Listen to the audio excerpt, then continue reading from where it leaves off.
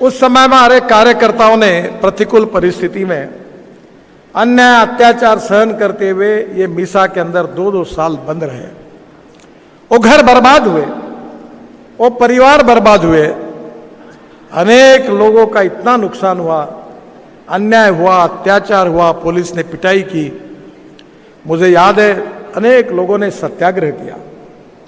जब पुलिस के खिलाफ आंदोलन करते थे इतनी पिटाई होती थी, इतना मार खाया हमने जीवन में कि मैं कुछ दिन पहले नागपुर के जेल में जाने का मौका मुझे मिला। मैं गेस्ट करके गया, नहीं तो आप कहोगे आप जेल में जाने को कैसे, क्या अधिक आपको ये अवसर प्राप्त हुआ। तो मैं जब गया तो मुझे याद था कि हम रात तक ऐसे बैठे थे, फिर कभी कभी मुलाकात होती थी। जिनका कोई गुनाह नहीं था, जिन्होंने कोई गलत काम नहीं किया था, लोकतंत्र में उनके संवैधानिक अधिकारों का हनन करके उन लोगों को जेल में रखा गया। शायद येदियुरप्पा जी को याद होगा वो समय। और इसलिए बहनों और भाइयों, हमारे पार्टी ने ये संविधान की हत्या जो कांग्रेस पार्टी ने की है, इतिहास जो होता है, इतिहास बहुत महत्वपूर्ण होता है। जो भूतकाल का इतिहास होता है, वर्तमान काल में उसका अध्ययन करके, चिंतन करके भविष्य काल में उसके साथ हमको जाना है, तो इतिहास का अध्ययन बहुत ही आवश्यक है, उसको भूलना नहीं चाहिए।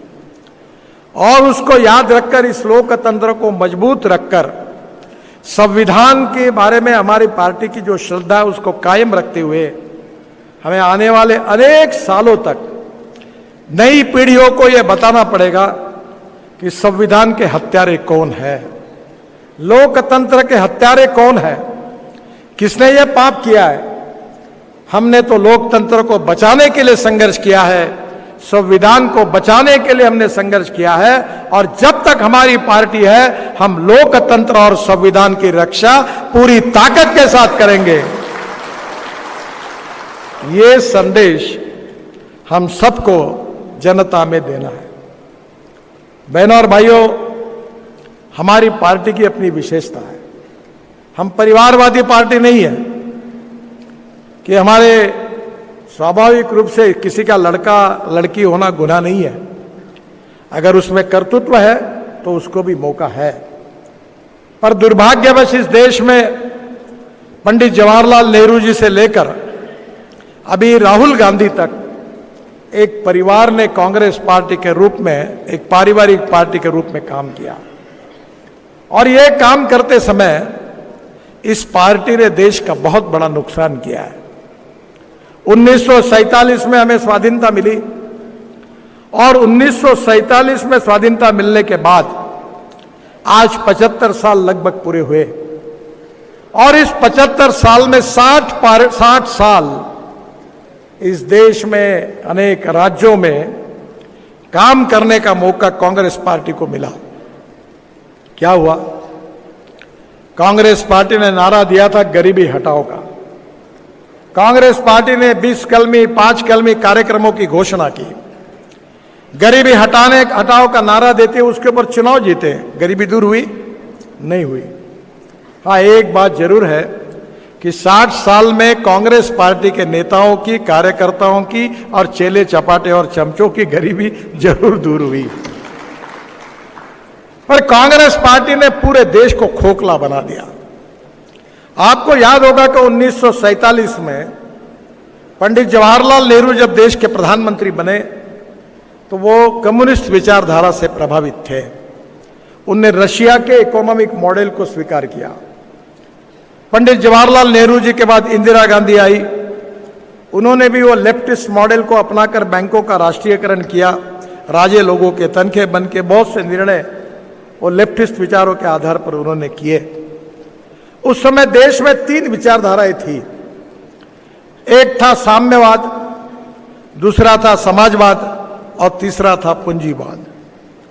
हमारे महाराष्ट्र में और गुजरात में एक स्वतंत्र पार्टी होती थी, वो पूंजीवादी अर्थव्यवस्था का समर्थन करते थे। दूसरी पार्टी थी समाजवादी पार्टी थी, जो राम मनोहर लोहिया जी ने जिसकी स्थापना की थी। वो काफ़ी झगड़े हुए। मुझे याद है कि जनता पार्टी के रूप में कर्नाटक में भी काफ़ी समाजवादी लोग थे। जॉर्ज फर्नांडिस, मधु लिमय, मधु दंडावते, मृणाल गोरे, SM जोशी, ये सब लोग थे। जॉर्ज फर्नांडिस साहब का मेरा बहुत नज़दीकी संबंध था। महाराष्ट्र में, मुंबई में मैं 18 साल विधानमंडल में रहा, तो बहुत बड़े नेता थे, अपने विचारों के प्रति वो प्रामाणिक थे। पर समाजवादी पार्टी की स्थिति ऐसी हुई कि एक दिल के टुकड़े हुए हजार, कोई यहाँ गिरा कोई वहाँ गिरा, पूरी समाजवादी पार्टी खत्म हो गई, स्वतंत्र पार्टी खत्म हो गई, और कांग्रेस पार्टी जो थी, जो बातें करती थी, वो भी बदल गई, और कम्युनिस्ट पार्टी भी अब कहीं रही नहीं। मैं आपको ये इतिहास इसलिए बता रहा हूं कि हमारी विचारधारा का और हमारा संगठन का महत्व क्या है, ये हम लोगों ने समझने की आवश्यकता है।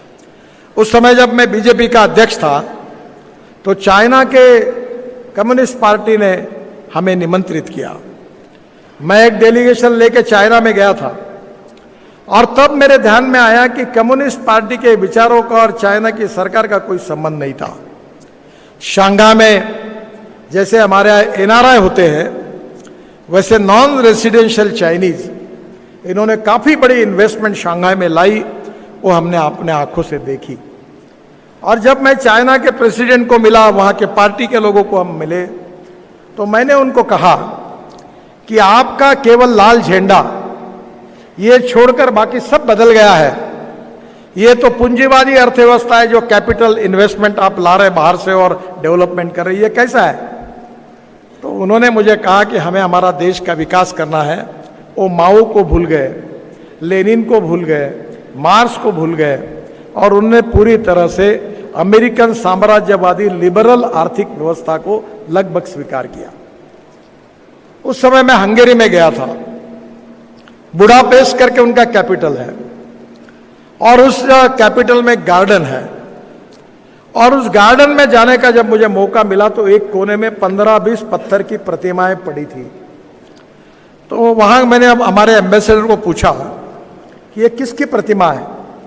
तो बोले ये मार्क्स की, लेनिन की, जो कम्युनिस्ट रिवॉल्यूशन में जिन्होंने किया, उन नेताओं की है। पर हंगेरी देश भी कम्युनिस्ट था, और कम्युनिस्ट विचारधारा ने इतना नुकसान किया कि उसकी रिएक्शन जनता में आई, और उन्होंने पूरी मूर्तियां उखाड़ कर फेंक दी। तब कारपोरेशन ने उठाकर एक गार्डन के कोने में रखी है, वो ये मूर्तियां है। यानी कम्युनिस्ट पार्टी को भी दुनिया में उखाड़ कर फेंक दिया। रशिया में भी वो नहीं रहा। अब सवाल ये उठता है कि भारतीय जनता पार्टी और उसकी विचारधारा इस देश के भविष्य को बदलना चाहती है, गांव, गरीब, मजदूर, किसान का कल्याण करना चाहती है, इस देश को आत्मनिर्भर भारत बनाना चाहती है।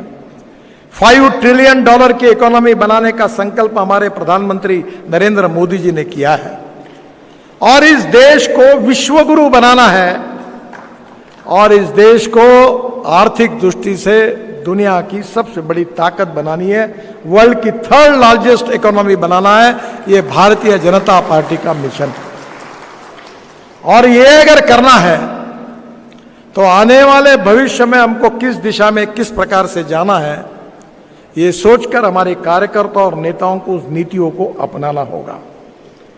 और यही हमारी मुख्य बात है कि 75 साल के इतिहास में जो कांग्रेस पार्टी 60 साल में नहीं कर सकी, वो हमारी सरकार ने मोदी जी के नेतृत्व में इस देश में 10 साल करके दिखाया है। हमने कहीं अन्याय नहीं किया, कहीं अत्याचार नहीं किया, कहीं डिस्क्रिमिनेशन नहीं किया।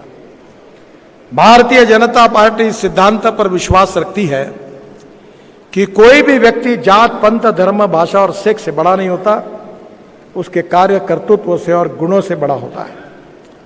और स्वाभाविक रूप से इसी आधार पर समाज में social equality and economic equality कैसे प्रस्तापित हो, सामाजिक समता और आर्थिक समता कैसे प्रस्तापित हो, इसके लिए हमने निरंतर प्रयास किए हैं। और आज हमने जो नीतियां स्वीकार की है, उसके कारण परिणाम दिख रहे हैं। मैं आपको बताता हूं, हर क्षेत्र में दिख रहे हैं। मैं ट्रांसपोर्ट मंत्री हूं, ऑटोमोबाइल इंडस्ट्री का भी मेरे साथ संबंध है, मेरे डिपार्टमेंट के साथ। मैं जब ऑटोमोबाइल इंडस्ट्री का मंत्री मैं जब देख रहा था, तो मैं जब मंत्री बना तो 7.5 लाख करोड़ की इंडस्ट्री थी।